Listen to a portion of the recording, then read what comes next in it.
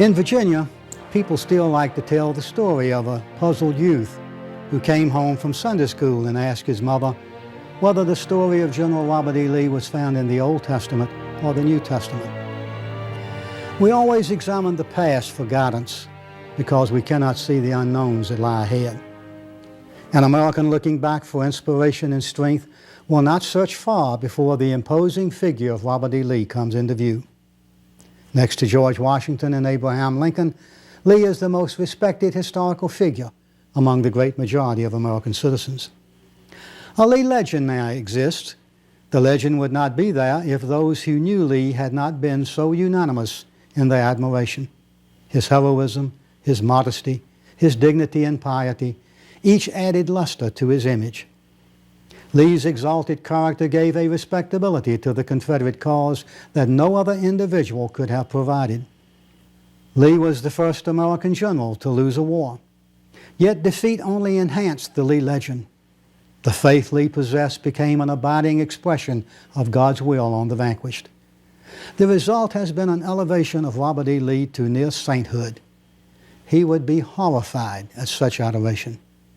Nevertheless, when New York University established a National Hall of Fame in 1901, Lee was among the first to be inducted.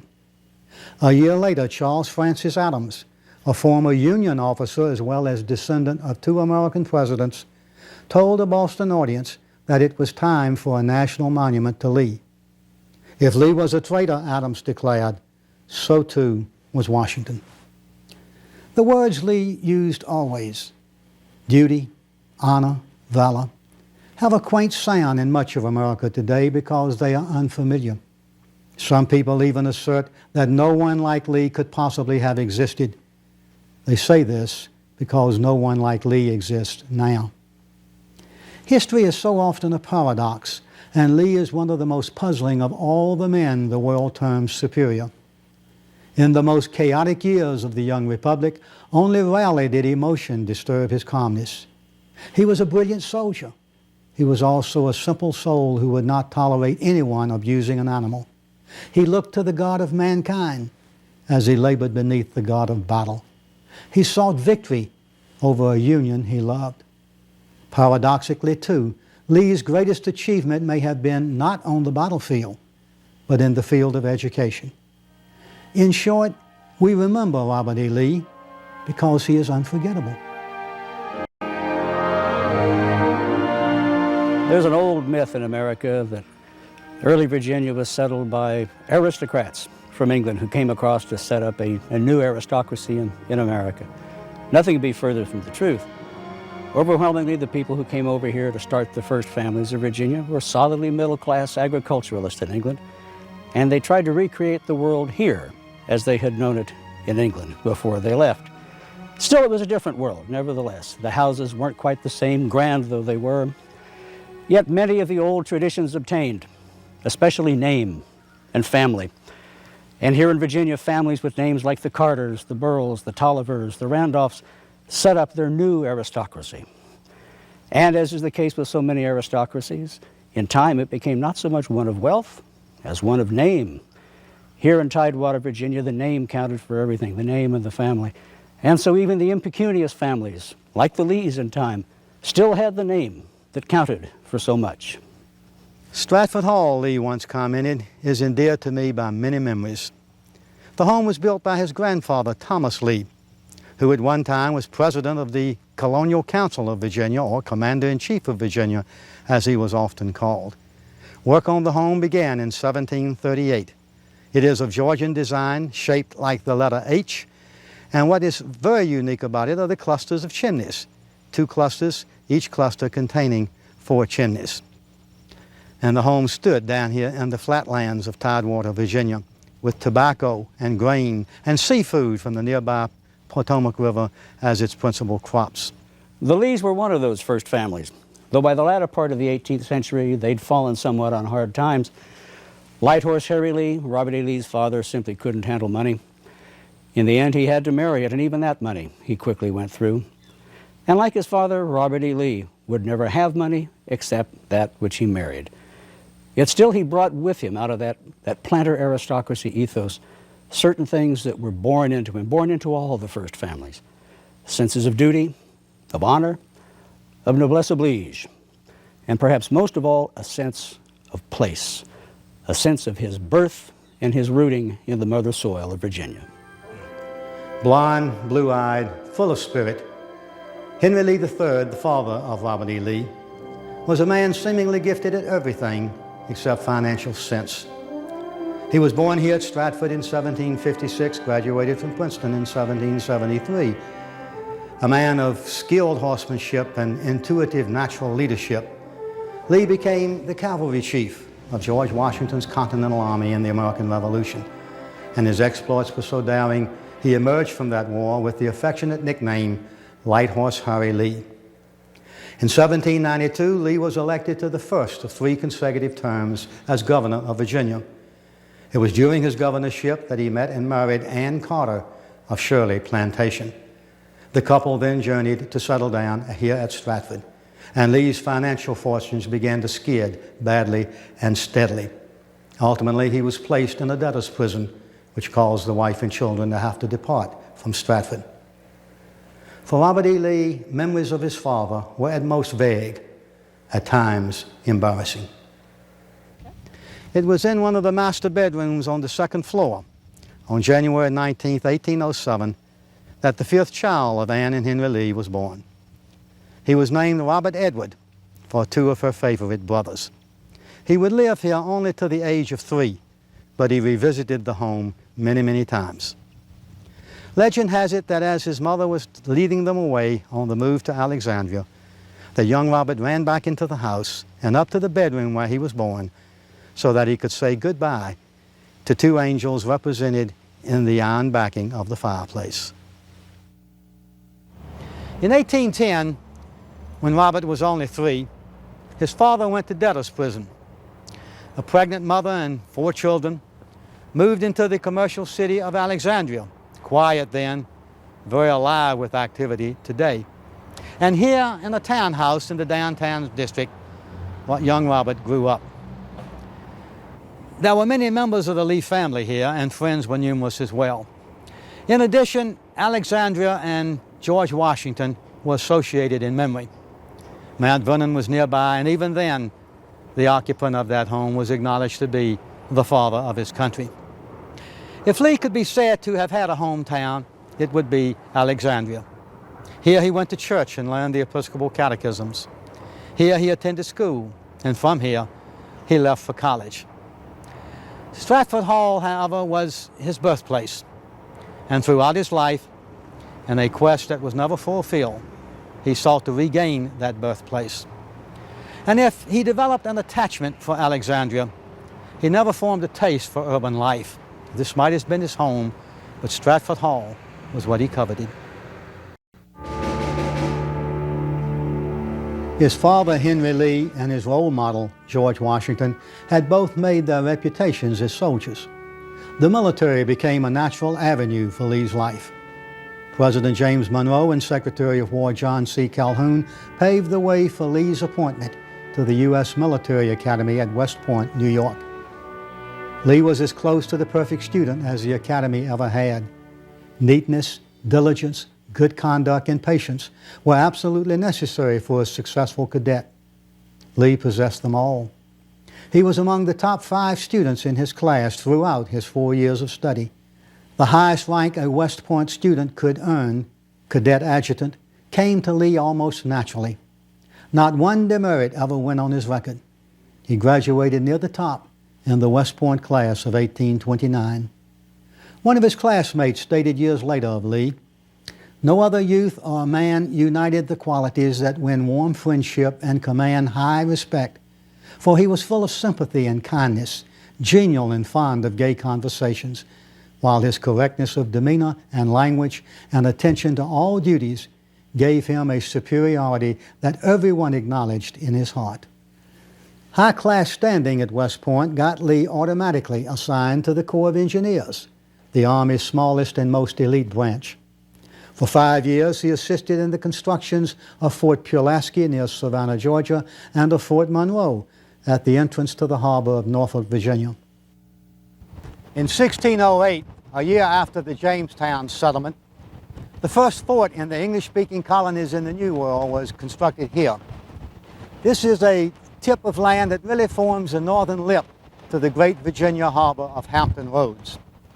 The War of 1812 demonstrated just how weak American coastal defenses were. So in 1817, the federal government authorized the construction of a major installation here at Hampton Roads. Work had been going on for 14 years when Lee arrived in 1831. He was the chief assistant to the main engineer, Captain Andrew Talcott. Lee helped design buildings, wharves, fortifications. He perfected the riprap shoals in the middle of the harbor to add strength to the fortifications as a whole. In short, Lee's ideas and his organizational skills helped make Fortress Monroe one of the strongest American installations on the entire Atlantic coast. Lee was 24 when he fell in love with a childhood friend, Mary Ann Randolph Custis. She was the spoiled daughter of Mr. and Mrs. George Washington Parke Custis. He was the grandson of Mrs. George Washington, the adopted son of Washington himself. Mary was a year younger than Robert, slender, attractive, vivacious, socially prominent. The Custis family owned 4 large tracts of land in Virginia, and they lived at one of them, Arlington Estate, a beautiful plantation overlooking both the Potomac River and Washington, D.C. In 1831, Robert and Mary were married here at Arlington, and from that union came 7 children, 3 sons, 4 daughters. Mary never adapted to the somber, dull life of an army post, and so from about 1831 through 1861, she lived here at Arlington and raised the children while Lee was serving at various outposts. The separations between Mary and Robert were many, and they were long, yet they never ceased a genuine love for each other. Lee spent 3 years on duty at Fort Monroe. He lived in Officers' Barracks number 17, the left half of the building behind me. Here late in 1831, he brought his bride, Mary Custis Lee, and the couple set up their initial housekeeping in that apartment. And it was here that Lee's first child, George Washington Parke Custis, was born. The cramped officers' quarters were a far cry from the plantation life to which Mary was accustomed. And consequently, in 1832, she went back to Arlington, and she would remain there for most of the next 30 years. Lee himself left here in 1834. He went to St. Louis to try and strengthen the water channels of the Mississippi River passing that port city. It was largely Lee's efforts that saved St. Louis from being left high and dry by the Mississippi.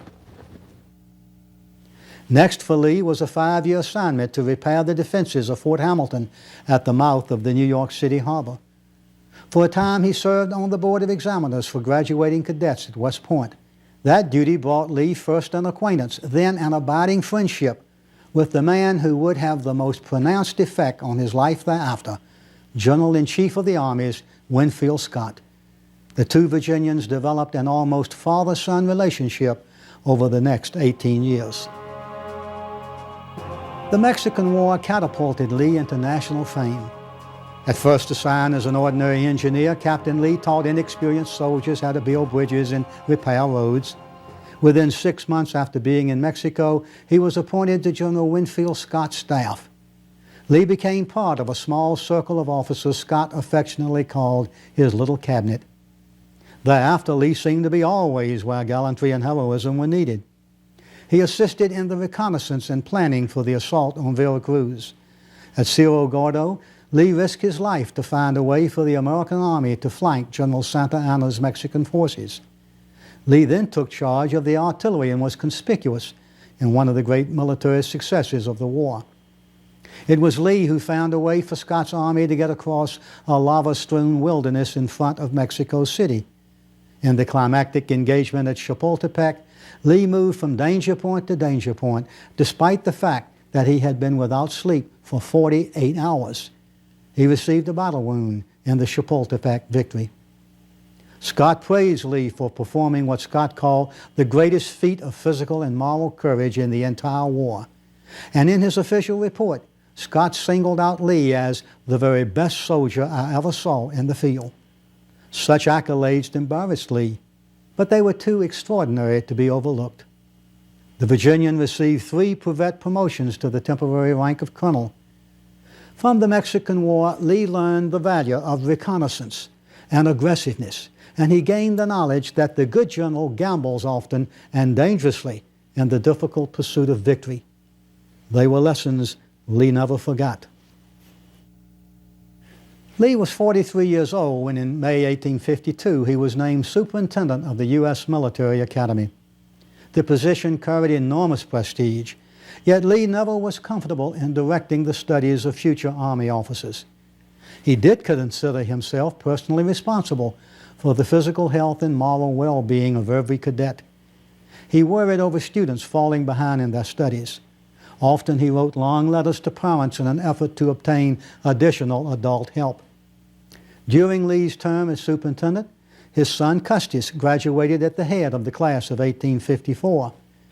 In contrast, his nephew Fitzhugh Lee twice came close to dismissal. Lee took no pleasure in disciplining cadets.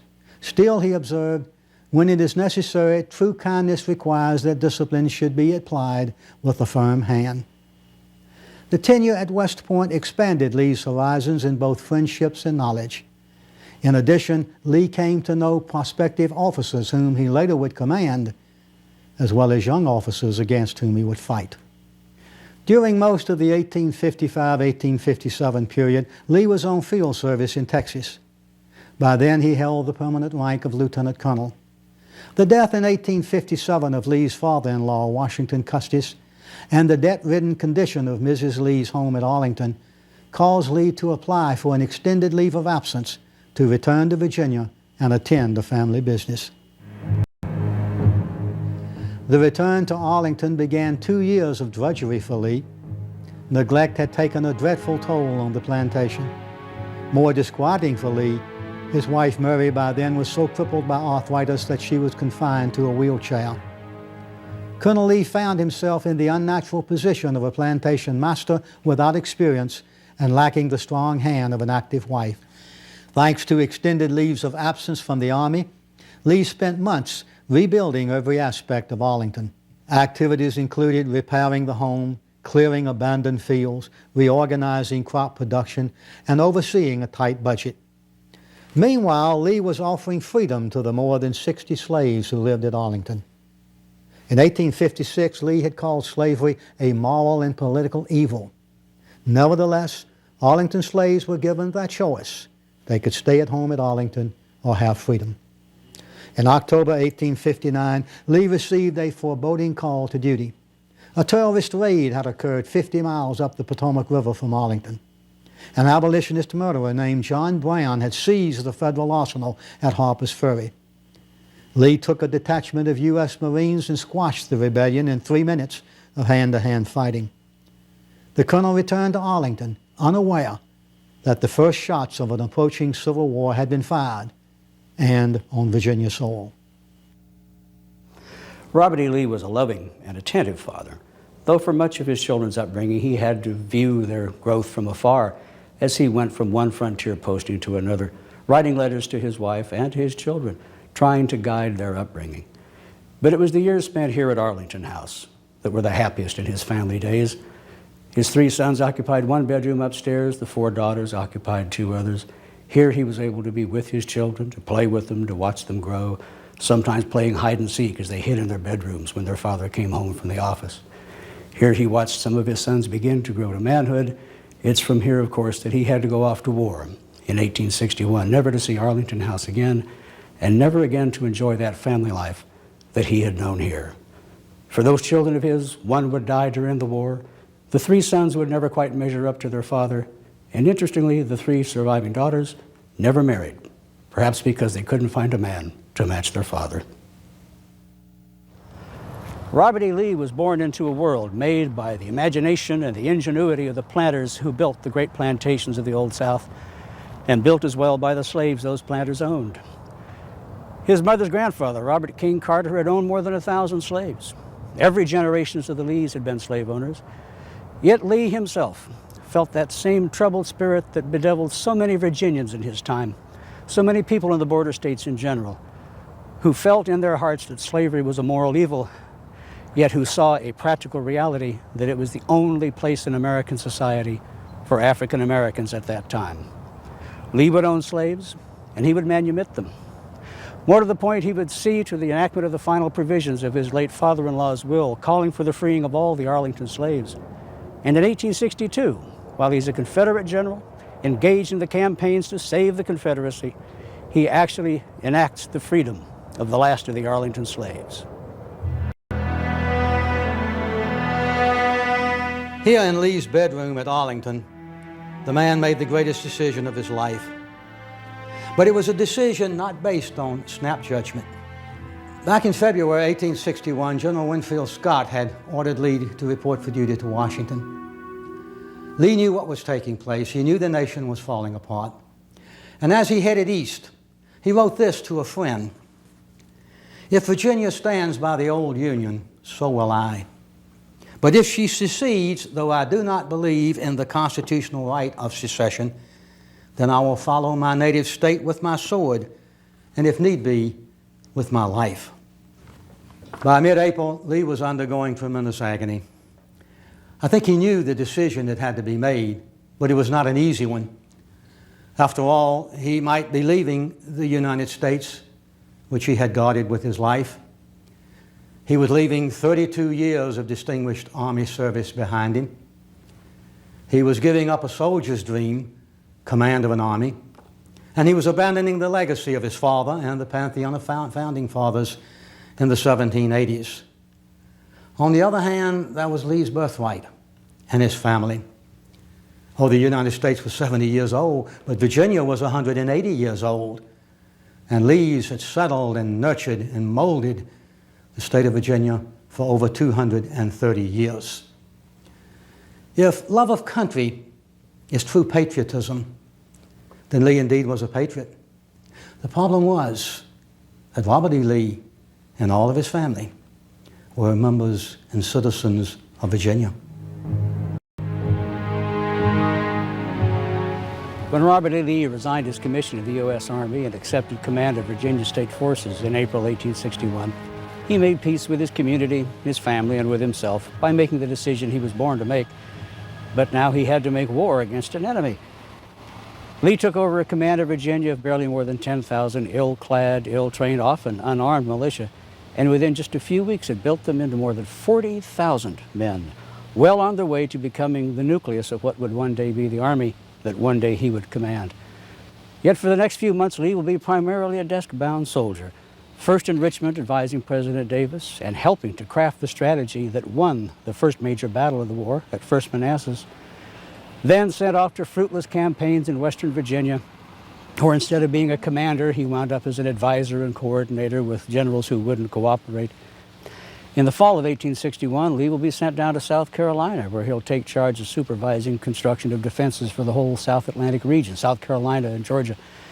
Yet there he'll become known as Granny Lee and Spades Lee, because he doesn't lead men in battle, but he leads them in military campaigns of digging holes in the ground to build defenses. Lee's reputation, in short, doesn't pull much out of 1861. In fact, the governor of South Carolina, Francis Pickens, advised Richmond that he thought Lee was too cautious to be a practical revolutionary and that his heart really wasn't in the cause. Pickens, like the Confederacy, had a lot to learn about Lee. Lee became a master of strategy because he brought to war a number of admirable, indeed enviable, qualities. He excelled at getting the most from subordinate commanders and from his soldiers. Morale is always a good test of generalship. Lee commanded not with iron control, but with dependence on mutual respect and high spirits, and it worked all the way to the end. Beyond morale building, Lee displayed other ingredients of solid military leadership. He was singularly distinct at seeking and interpreting intelligence about his opponent. As a field commander, he was committed to the offense, a waiting game he knew seldom brings victory. Having an engineer's eye made Lee superb in choosing the best available ground for battle. He was insistent that all logistical pieces for war be in place. Most importantly, Lee was audacious In spite of, or perhaps because of, his always smaller army, Lee was daring, ever aggressive. He was a man, his leading biographer wrote, born to make the attack, taking risks, even dividing his outnumbered forces in the face of a concentrated enemy, made Lee among the most feared and respected generals of his age. One of his opponents observed that no general was ever more dangerous than Lee when he was on the defensive. Lee's opportunity to show the Confederacy where his heart lay came in the spring of 1862, when Joseph E. Johnston was desperately wounded in action and President Davis called on Lee to take command of the army that he'd helped build. With it, he electrified the nation in the 7 Days Campaign, taking the pressure off of Richmond and driving a federal army much greater than his own back almost into the Chesapeake. Uncontent with that, Lee then decided to take the war to the enemy. He pushed north into northern Virginia, forced another federal army away from 2nd Manassas in a second great victory on that very same battlefield. And then, taking the initiative full in hand, he led his army in the first invasion of the North, crossing the Potomac and marching up to Antietam in hopes of bringing Maryland into the Confederacy. He failed. Yet, in fact, though tactically the battle was a victory for Lee simply because he wasn't eradicated, the fact remains that he had to come home in defeat. Yet he'd learned practical lessons from that, and as he rebuilt his army after Antietam, Lee would be ready to visit ever greater blows on the foe next time they met. The Army of Northern Virginia was Lee's command. He led that force with near genius. In his prowess, Lee kindled unbounded confidence among the embattled Southern people. Finely balanced, with magnificent self-control, Lee directed men through respect and admiration rather than through fear and intimidation. Lee's tact enabled him to get along with the thin-skinned Jefferson Davis and most of his generals. Not once did Lee ever raise his voice. Although possessed of what one associate called a fierce and violent temper, Lee was strong enough to keep emotions under control while exhibiting an unflinching equipoise. However, he was vulnerable to some criticism with regard to his relations with subordinate officers. The deep kindness so much a part of the man on occasion led Lee to issue verbal and imprecise orders.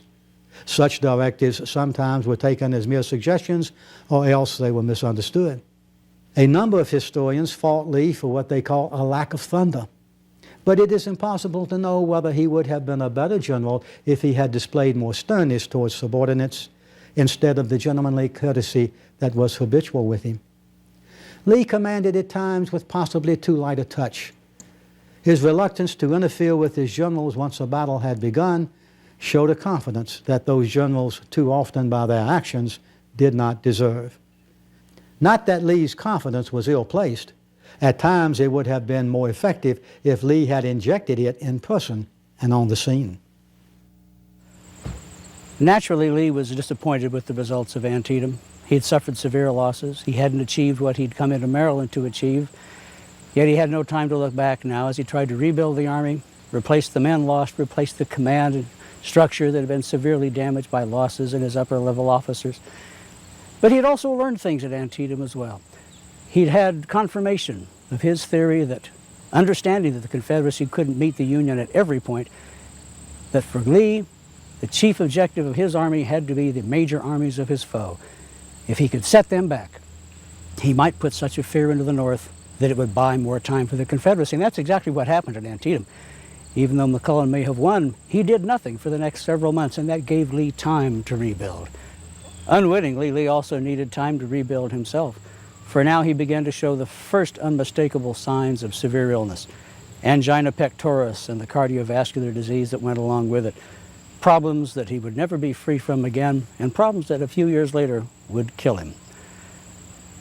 Fortunately, the Federals gave him the time that he needed, and by December, when a new commander, Ambrose Burnside, led yet another Yankee invasion into northern Virginia, Lee was ready for him.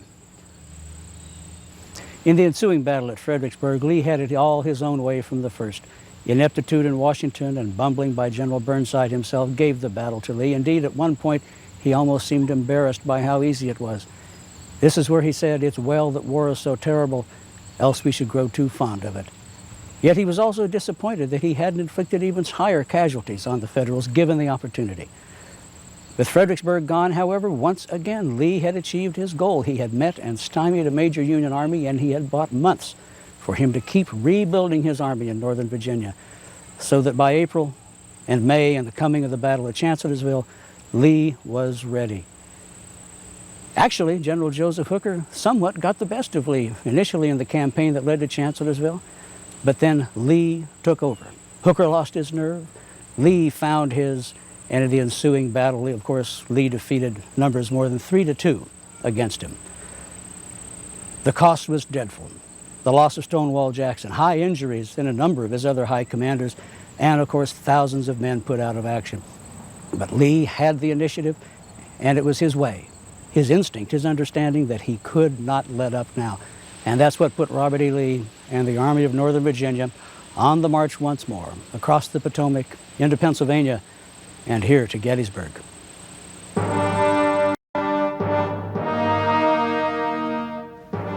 For 140 years, historians, professional as well as amateur, have debated Lee's activities at the Battle of Gettysburg. In any sensible discussion of the 3 days early in July 1863, a couple of factors need to be kept in mind. One, Lee did not know what the outcome of the battle was going to be, as we do. Those who are quick to pass judgment always use hindsight, which is 20/20. Secondly, this was not an invasion of Pennsylvania. Lee's army did not come here to stay for any lengthy time of occupation. Rather, this was a raid. The Confederates were moving fast into the state. They had to fight a decisive battle quickly and then return to Virginia. Thirdly, down in the ranks of the Army of Northern Virginia, there were veteran soldiers experienced in the ways of war. But this was not the case on the high level of Lee's army. There was newness up there, which was dangerous. 2 of his 3 corps commanders had been in the job less than 6 weeks. 17 of his 31 brigade commanders were new to the job. This again posed a number of problems to Lee, and throughout that battle, several of his subordinates, including no less than General James Longstreet and General Jeff Stuart, would fail him at critical moments. A fourth factor which must always be kept in mind when speaking of Gettysburg was Lee's health. 3 months earlier, he had suffered some form of heart attack. And just as his army was approaching Gettysburg, Lee went down with what was called the army disease, a chronic diarrhea. He was not at his best physically and hence mentally when the Battle of Gettysburg opened.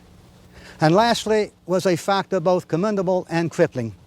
Smashing victories in December at Fredericksburg and in May at Chancellorsville had convinced Lee that his army, if properly led, was invincible. He had won decisively on the first day here at Gettysburg. He had been checked on the second day. However, on the third day, he believed that his army could make a concentrated attack against the center of the Union line, and certainly that would bring the ultimate victory which his beloved Army of Northern Virginia deserved. Where this monument is located is supposedly the spot where Lee watched the great assault on the third day at Gettysburg. Behind me is the most famous wheat field in American history. Located just south of Gettysburg, it extended from the Confederate line here 3/4 of a mile to the wood line in the distance, which was Cemetery Ridge, the location of the Union Army of the Potomac. Here on Friday afternoon, July 3rd, Lee sent one whole division and portions of 2 others in a headlong assault against the very center of the Union line. The attack lasted 40 minutes. It was doomed from the start. Some 10,500 Confederates went across. 5,600 were killed or wounded. Of 35 leading Confederate officers involved in that attack, 1 escaped injury. Lee himself rode out to console the survivors as they staggered back across the field. "You men have done all that soldiers could do," he told them. "This has been all my fault, all my fault, all my fault." The next day, July the 4th, in a driving rainstorm, Lee abandoned Gettysburg and started south. A third of his army was gone as a result of this battle. His ambulance wagon train extended for 12 miles. Gettysburg had been for Lee and his army a disaster. Lee took this defeat very personally. It is his campaign. He'd conducted this battle himself, and he felt probably more deeply than any of his commanders that this was his own loss. His health had been wretched, perhaps in dejection over that, in depression at what had become of his army, at the losses he'd suffered. He tried very hard to get Richmond to understand that this was his defeat. He even offered to resign, but of course President Davis wouldn't accept it. And so Lee had once again to start the long, slow process of rebuilding his army, of replacing those gaps in his ranks, of trying somehow to rebuild a shattered command structure. Fortunately, once again, the Yankees gave him plenty of time. President Davis, in fact, tried to shift Lee out to the Western Theater, where he had a much more troubled army of Tennessee that wasn't working with its commander, whose command structure was in internal discord. But Lee knew he belonged in Virginia and politely refused to go. His only campaigning that fall were a couple of desultory operations near Bristow and around Mine Run, where neither Northern nor Southern army seemed to manage to come together in action. Through the winter, Lee continued the work of rebuilding his army to plan for the spring campaign. He even toyed briefly with the idea of yet one more invasion of the North, but had to discard it as impractical. Neither he nor his army were strong enough to take that kind of gamble anymore. And so Lee had no option but to wait for the spring and for the Yankees to bring the war to him. And this time it would be a new Yankee coming, U.S. Grant, in overall command, along with General Meade in the Army of the Potomac. Lee simply was not strong enough to face them in the open field, and so he set up his lines in the barriers behind the wilderness in northern Virginia and around the Rapidan River, using the landscape itself as an ally in his attempt to defend northern Virginia. If Lee was not a skilled psychologist, he certainly possessed a keen understanding of his opponent. He utilized fully his knowledge of many of the general officers he faced in battle. Some of them had been his West Point classmates. Others had been friends in the Mexican War and on frontier garrison duty. Still others passed through the military academy while Lee was superintendent. Beyond acquaintance, Lee was extraordinarily perceptive in discerning an enemy commander's strengths and weaknesses. He was quick to take advantage of that opponent's personal characteristics.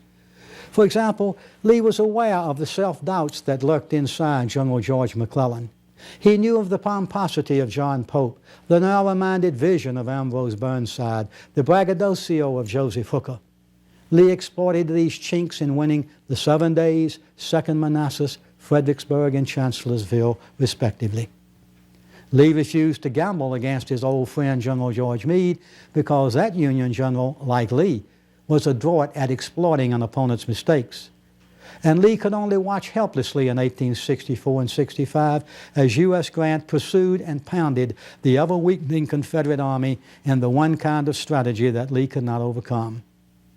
It can hardly be denied that the Civil War lasted as long as it did because of the presence and thinking of one man, Lee. Both sides conceded that point. The fighting in the wilderness foretold the campaign to come. Lee wasn't strong enough to win, but he was too smart to lose. In the wilderness, Spotsylvania, North Anna, South Anna, to Cold Harbor, Grant kept trying to get around Lee's right, and Lee kept stopping him. After Cold Harbor, Grant, for a change, managed to steal a march on Lee and got his entire army across the James River and within a hair's breadth of taking Petersburg, gateway to Richmond. But Lee got there in time to stop him, and what had been an open field campaign settled down into a siege. As even Lee himself had said a few weeks before, if this ever becomes a siege and I can't move my army, it's only a matter of time. For 10 months, Lee glared at Grant out of those trenches and earthworks around Petersburg. 10 months in which his own health took a downward turn again, in which his spirits seemed to have taken a downward turn as well. People found him irritable, crabby, sometimes angry. No doubt it was the frustration of knowing that he could not move added to his own terrible health. Only with the spring came the prospect of one last campaign. He made a bold and desperate effort at a breakout at Fort Stedman, March 25th, 1865, and almost made it, but the punch of his army simply no longer carried the strength it once did, and so Lee was forced back into his trenches with no option but to wait for the inevitable push by Grant that would force him out and give him no alternative but to take his army and the destiny of the Confederacy off to the west. After a 9-month besiegement by superior numbers, Lee's ever-thinning forces could not hold back Grant's massive attacks on April 2, 1865. Lee abandoned the Petersburg-Richmond front and limped westward in search of safety. Federals made a dogged pursuit and by April 9th were swarming all around Lee's army at Appomattox Courthouse. There was nowhere for Lee to go. What occurred at Appomattox Courthouse on Palm Sunday, 1865 is well known. What could have occurred there, and should have, given the nature of civil wars, is rarely considered, but of equal importance. On that April Sabbath, just before Lee rode out to meet General Grant, a trusted officer came to see the Confederate commander. He urged Lee not to surrender. "Tell the army to disperse," the subordinate asserted. "Let each man take to the hills and the byways with his rifle in his hand. Let the Yankees handle guerrilla warfare for a while and see what they can make of that. We have die-hard leaders like Jubal Early, John Mosby, Wade Hampton, Bedford Forrest. The men are ready and willing to keep fighting," he said. Lee said no. It would create a state of things in the South from which it would take years to recover, Lee observed. Federals would slash across the length and breadth of the land for no one knew how long. Such bloodshed would never accomplish the hope of Southern independence. Besides, the general said, "I'm too old to go bushwhacking. I must surrender myself to General Grant." And that was the last anybody heard about guerrilla warfare. The American Civil War was not going to end that way. The man who alone made that decision was Lee. He might have made guerrilla warfare work, but he rose above it. His beloved South had never sought revolution or rebellion. The South simply wished to detach itself from a failed Union and live in its own chosen part of an unchanging past. For 4 years, the Confederacy fought an unlimited war for that strictly limited end. By the time of Appomattox, Lee was physically and mentally exhausted, yet he still had the strength to make a decision, one that would spare the United States of a cycle of vengeance from which no nation ever recovers. Because of what Lee decided, Appomattox was both an end and a beginning. Lee rode sadly away from Appomattox, and he rode straight into legend, taking the Southern people with him. And the legend was a refreshing balm that went far in healing the wounds of war and bringing North and South back together in a new, much stronger nation. This all happened because Robert E. Lee wanted it that way. In January 1864, the Lee family secured new living quarters in Richmond at 707 East Franklin Street in the downtown district. General Lee visited there several times during the final period when the Civil War was being waged literally at Richmond's doorstep. It was on the back porch of this residence that the famous photographs were made of a defeated Lee only days after Appomattox. While Lee was contemplating a bleak future, officials at impoverished Washington College in Lexington were seeking a president. The obvious need to restore higher education in the South, plus the encouragement of friends, convinced Lee to accept the position after it was offered to him. And in mid-September 1865, he rode alone over the Blue Ridge Mountains to his new challenge in Lexington. During the post-war years, Lee needed to lean heavily on his wife, Mary Custis Lee, yet she was no help. The Civil War had treated Mary cruelly. Family members had been killed, family homes either seized or burned. A son had been captured, a daughter-in-law had died of heartache. Worst of all, her ancestral home, Arlington, had not only been seized by the Union government, it had been turned into a soldier cemetery, rendering it forever untenable as a residence. By 1865, the arthritis that had plagued Mary for many, many years had now become crippling. She was confined to a wheelchair, unable to take part in social affairs around Lexington. Pain, immobility, and a never-ceasing hatred of the North were her most constant companions. Early in his life, Robert E. Lee had nursed his invalid mother. Now, in his last years, he had to nurse a crippled wife.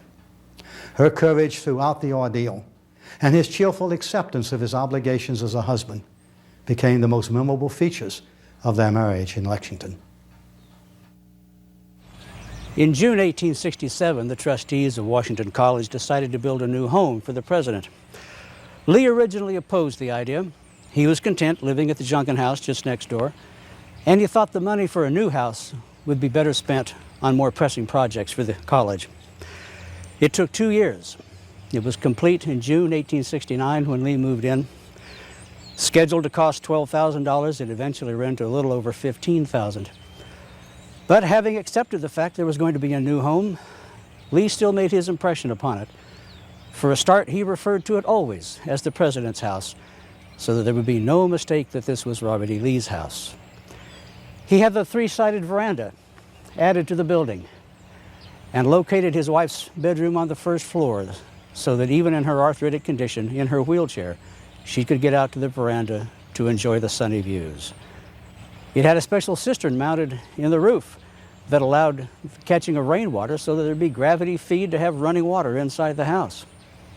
And on the opposite side of the building, they erected a stable directly connected to and adjoining the house for a traveler. Lee liked to say that he much enjoyed the fact that he and his old friend and old warhorse slept together under the same roof. His favorite spot was a bay window extending from the dining room. In that window, he could sit in the afternoons and watch his college being built and watch his students at their studies. Behind me is the Junkin home. Here in the pre-war years, the future Stonewall Jackson lived with his wife.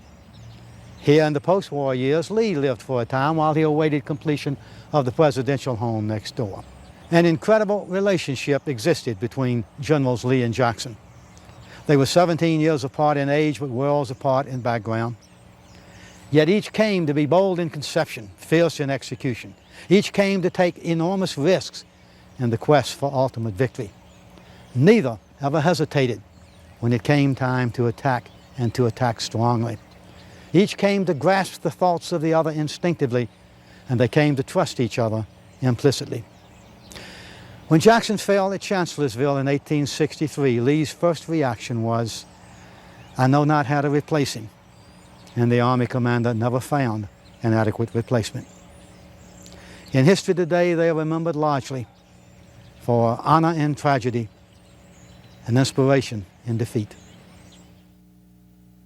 The experience of the war years, the pain, the suffering, the tragedy, the sacrifice, all served only to enhance Robert E. Lee's already strong religious faith. Consequently, it's no surprise that when he accepted the presidency of Washington College, one of his first concerns was the spiritual growth and welfare of the students who would study here. He insisted that the college needed a new chapel, a larger chapel, to serve as a beacon, a focal point. In the summer of 1866, the trustees agreed to build a new chapel at the then considerable expense of $10,000. Lee himself personally supervised much of the construction. After all, in the old Army, he had been an engineer. And in this building project, he took a special interest. After 2 years, in the summer of 1868, it finally opened, and Lee's great project, probably his most important contribution in his eyes to the college, had been completed. And ironically, coincidentally, 2 years later, it's here that Lee would lie in state for his memorial service after his death. Then, coincidentally, the minister who presided was the Reverend Charles Minigorode of Richmond, who 5 years earlier, on April 2nd, 1865, had been preaching another sermon in Richmond, just at the time that Lee sent word in from the lines that they'd been broken and that Richmond would have to be evacuated, and that the life of the Confederacy was now to be numbered in days. Lee grew up in the Episcopal faith of Virginia aristocracy. He enjoyed the Anglican communion and could quote often from its litanies. The great duty of life, he once declared, is the promotion and happiness of his fellow men. This involves selflessness, self-control, and sacrifice, and these qualities Lee applied with unyielding devotion. Perhaps the only intimate friend in this world Lee ever had was God, and he never tired of acknowledging His presence in all that he did.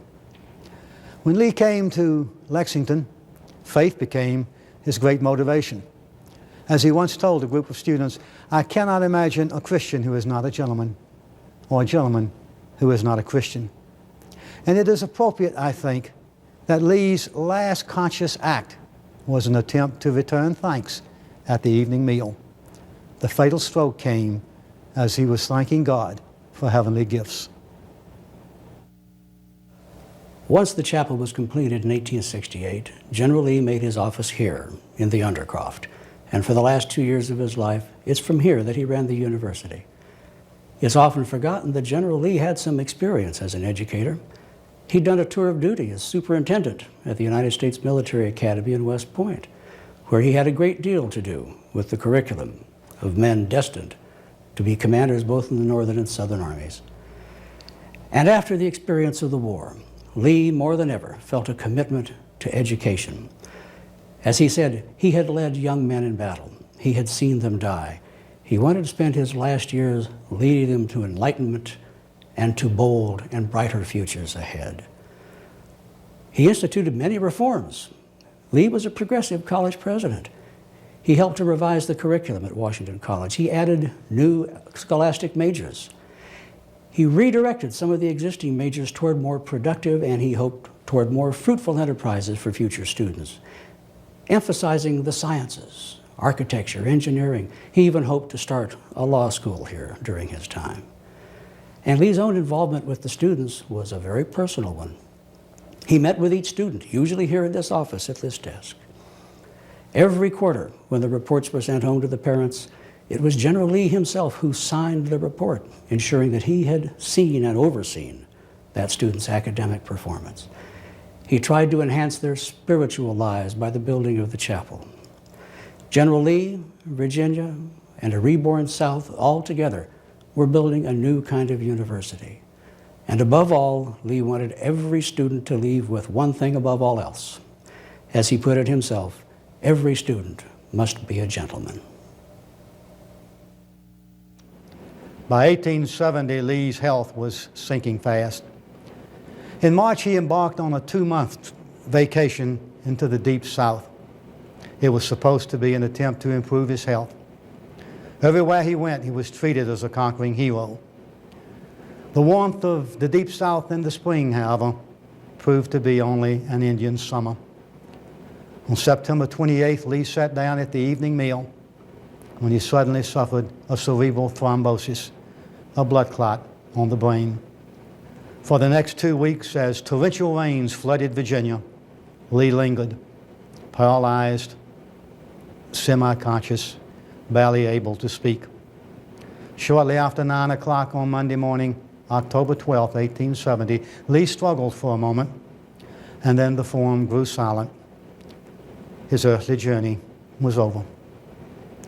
Lee was buried in the basement mausoleum of the college chapel. Eventually, members of his family would surround him. And just outside the chapel wall, within feet of his master, is also buried Traveler, his great war horse.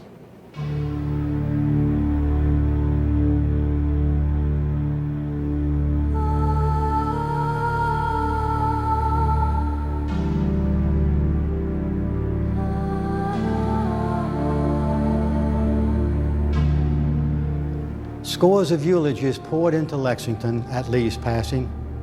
It came from all across a united country.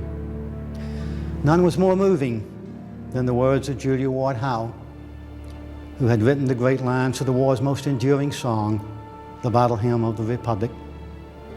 In October 1870, Mrs. Howe wrote, "A gallant foeman in the fight, a brother when the fight was done, and so thy soldier grave beside, we honor thee, Virginia's son."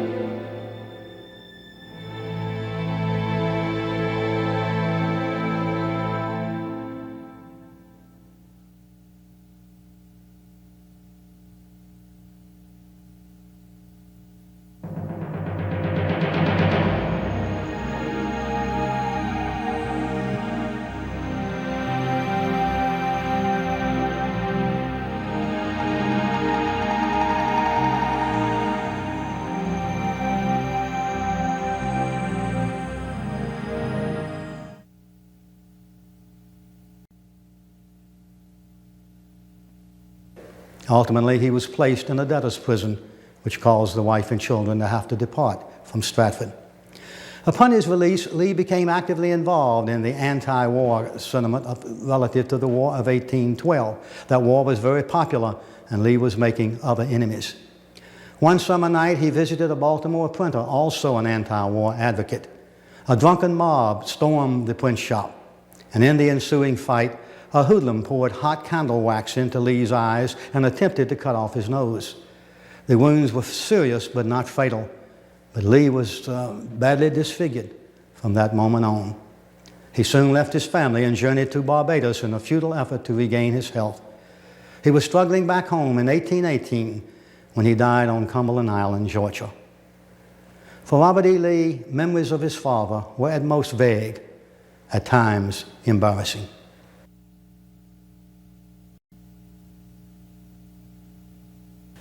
Unquestionably, a most overlooked but major factor in the success or failure of a general is his health.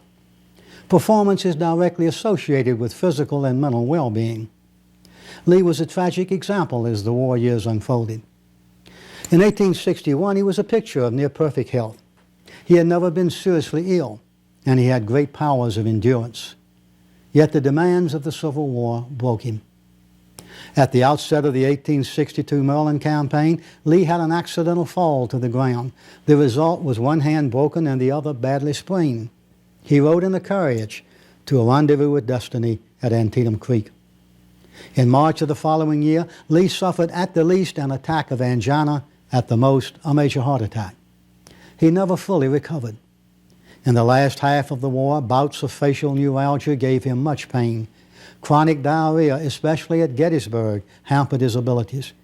By late 1864, Lee was undergoing periods of chest pains. He sometimes complained of his extremities being cold. He seemed always tired. Lee wrote a daughter at the midway point of the struggle, "Old age and sorrow are wearing me away, and constant anxiety and labor day and night leave me but little repose." Not surprisingly, Lee survived the Civil War by only 5 years.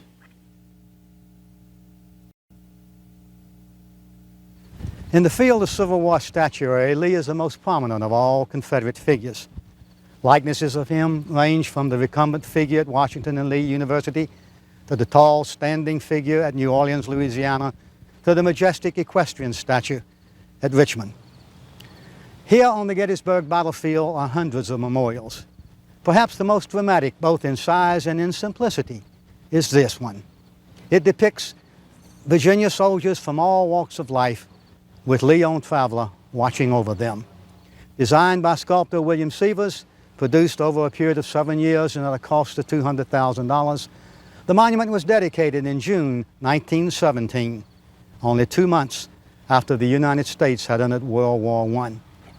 There was joy and there was pride that day, but there was also an understandable sense of resolution and determination as the governor of Virginia presented to the federal government this memorial to Lee and to his soldiers.